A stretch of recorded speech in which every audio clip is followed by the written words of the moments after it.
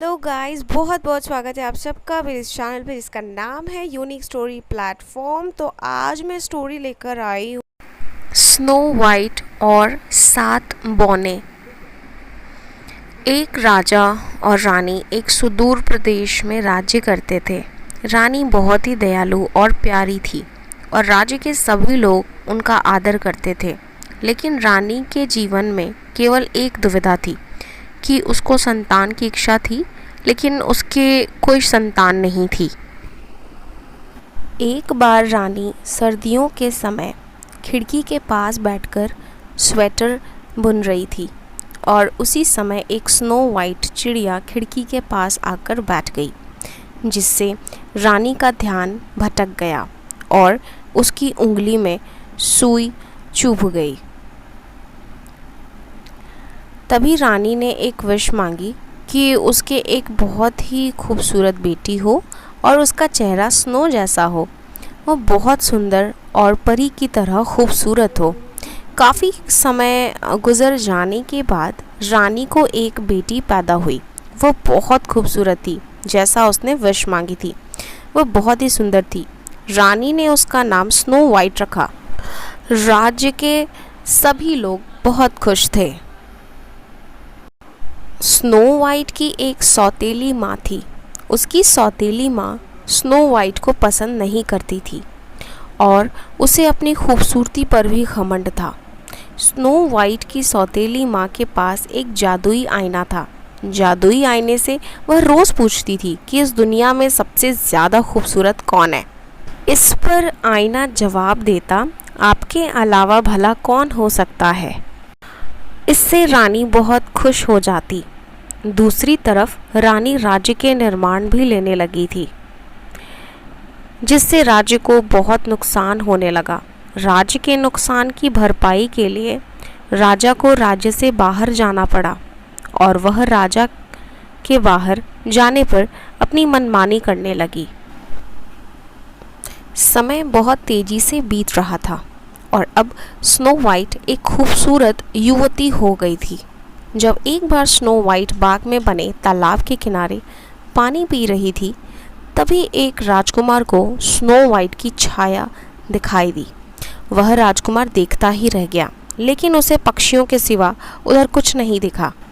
उधर रोज की तरह रानी आज भी आईने के पास पहुंची और उसने आईने से पूछा कि सबसे खूबसूरत कौन है। थोड़ी देर तो आईना हिचकिचाया, लेकिन उसने कहा कि स्नो वाइट।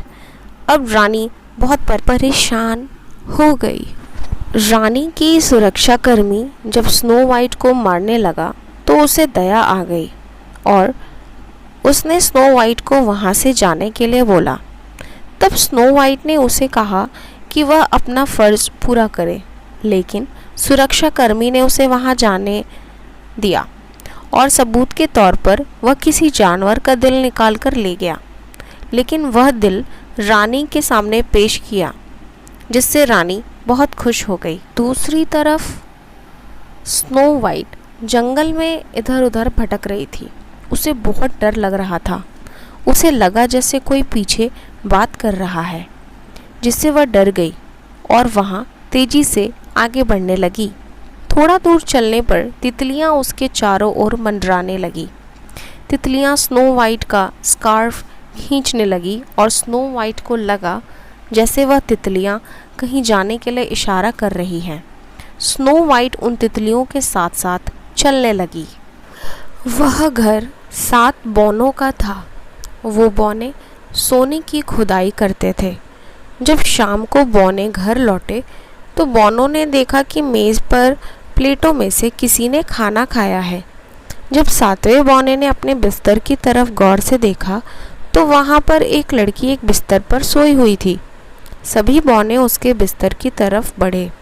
तब उन्होंने देखा कि वहाँ एक सुंदर लड़की सोए हुए है।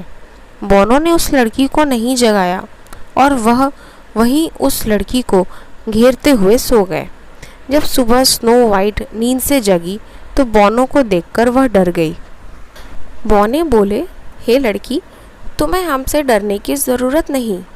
बौनों स्नो वाइट के बारे में पूछा। तब स्नो वाइट ने अपनी पूरी व्यथा कह सुनाई बौने बोले कि तुम यहाँ रह सकती हो, तुम्हें हमारे लिए खाना बनाना होगा, घर की साफ सफाई करनी होगी और हमारे बिस्तर लगाने होंगे। स्नो वाइट मान गई।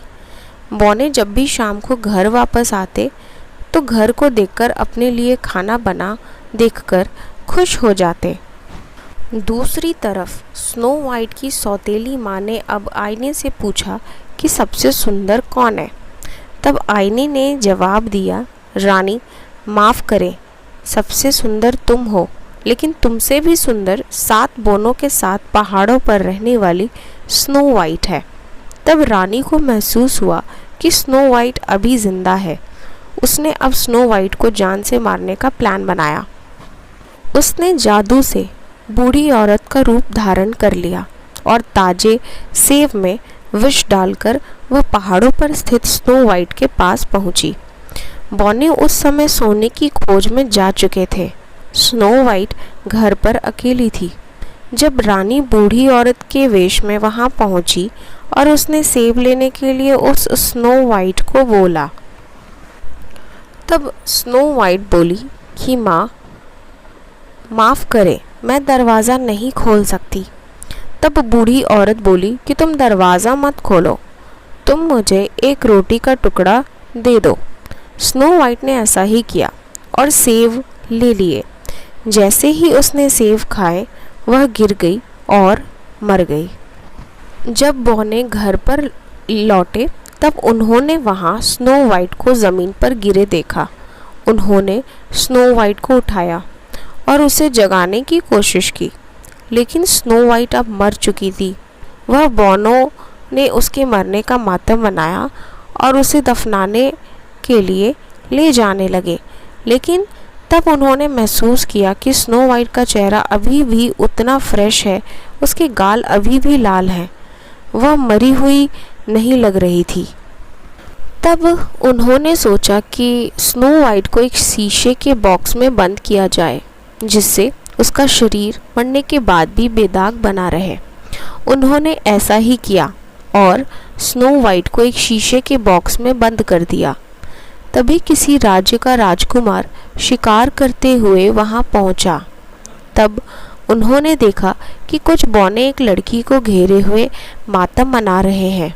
वह राजकुमार स्नो वाइट को देखते ही रह गया और उन बौनों से स्नो वाइट को अपने हाथ से ले जाने की इच्छा जाहिर की, लेकिन बौने बोले कि यह तो मर चुकी है, तुम इसका क्या करोगे।